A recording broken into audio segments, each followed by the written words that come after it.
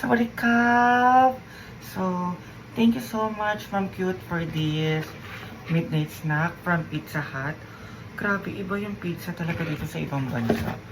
Alam niyo ba, meron sila sweet and chili and spicy and herbs and also tomato sauce.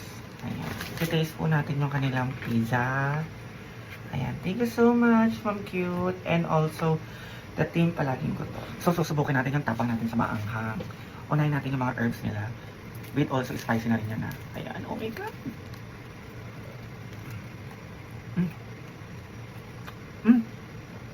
Ang fairness sweet siya ha. Even the herbs and also the spices. As sa mga hilig sa maanghang. I love this one. Top.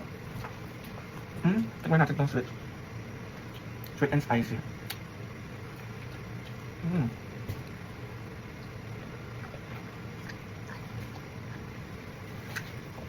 Maanghang nga. Oh my God. And this one, the extra spicy. At yung pizza na to, hindi basta-basta kasi meron sausage and bacon.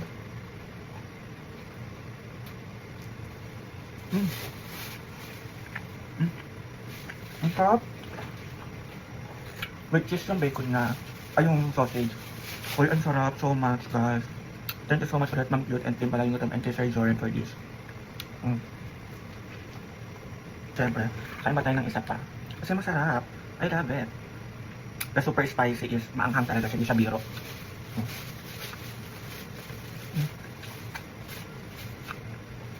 Alam niyo yung anghang na titibugon talaga yung ano yung almoranas, ganun. Pero I like this one because sweet and spicy.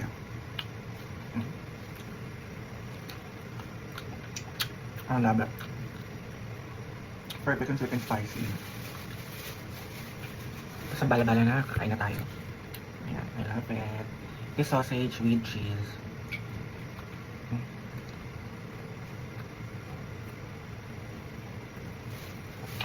Guys, yung anghang niya hindi tolerable.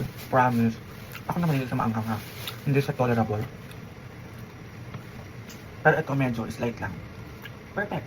Perfect yung anghang. Kasi mahilig sa maanghang ha.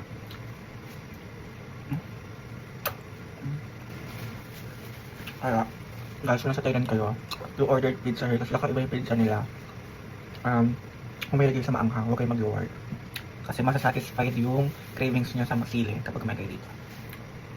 Last bite.